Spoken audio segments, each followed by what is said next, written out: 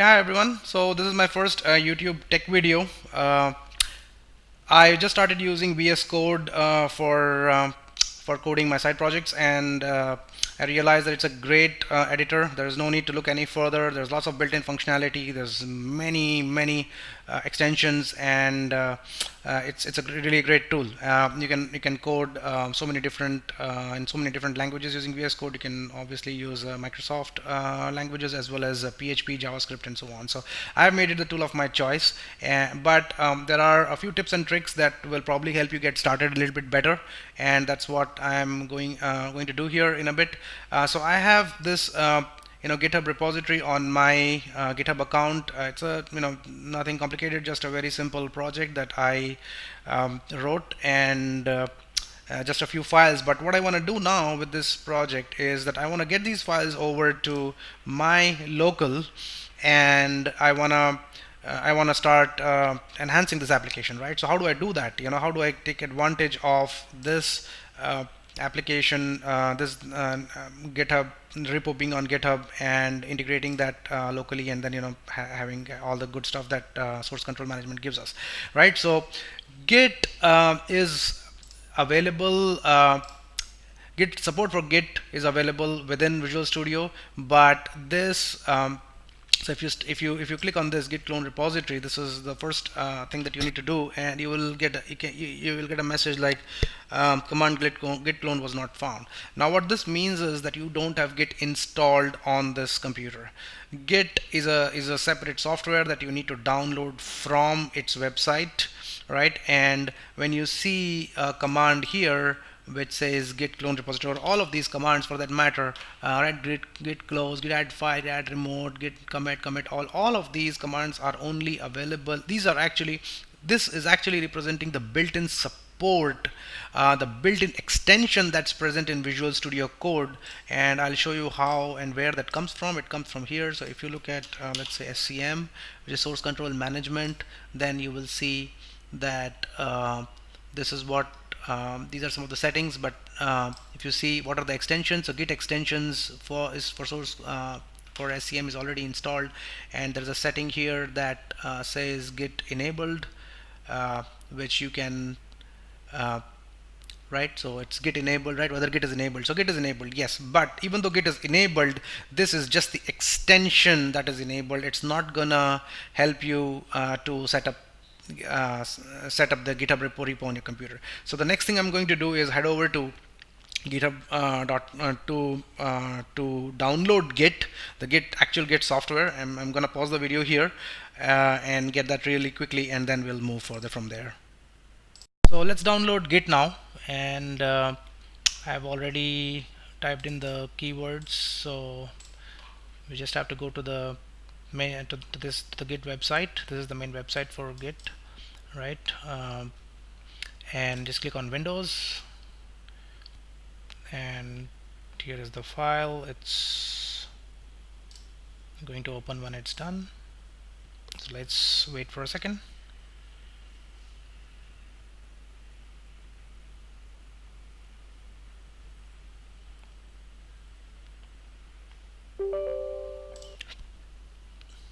And here we go.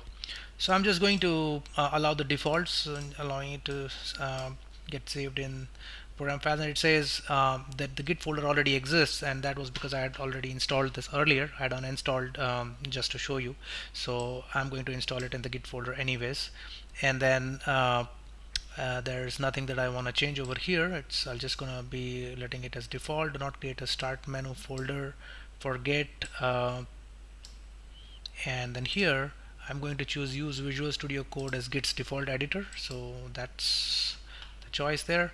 And use from command line, and also third party, yes. And I'm using OpenSSH, OpenSSL library over here, and check out Windows style, commit Unix, yes. And here I'm going to choose the Windows default console window, and this I'm going to leave it as it is, and let's allow it to install.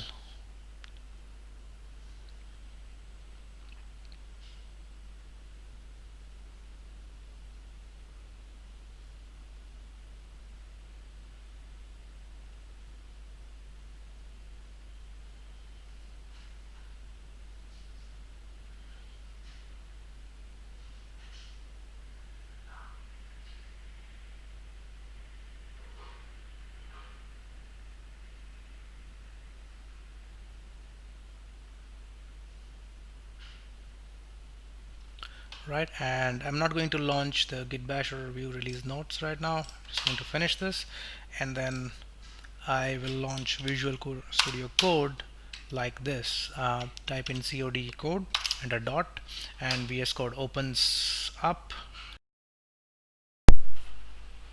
VS Code is open now, and let's go and try the git commands. Now that git is already installed, we should not have any issues, and it's asking me for the URL.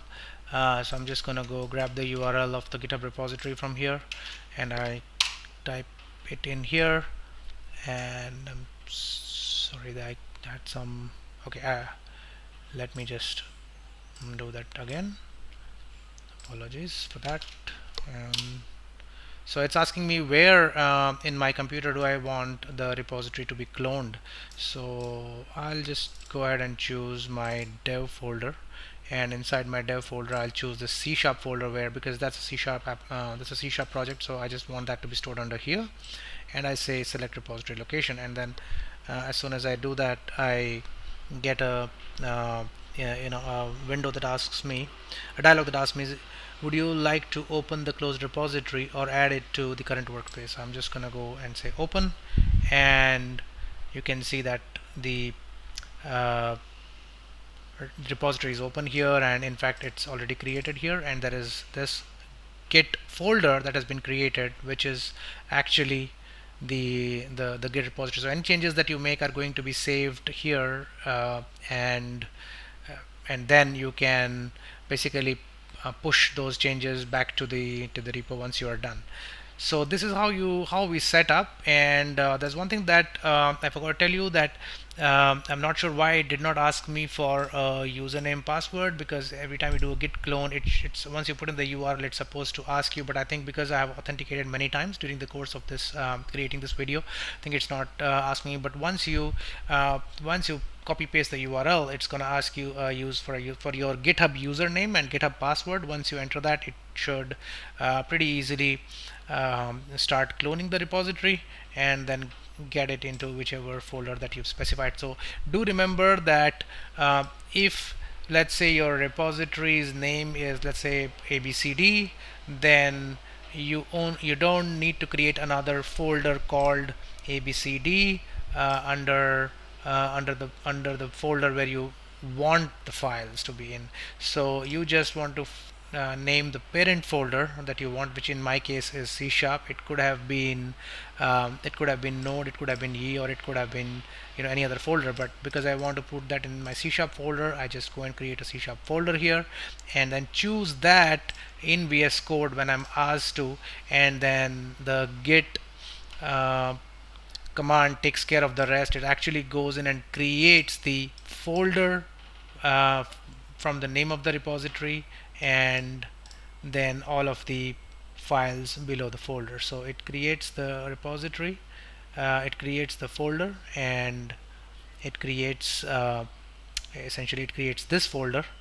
And then, so if you created another folder than here, and inside that, if this goes, then that would be you would have to delete that folder and things like that. So just bear in mind about this minor detail.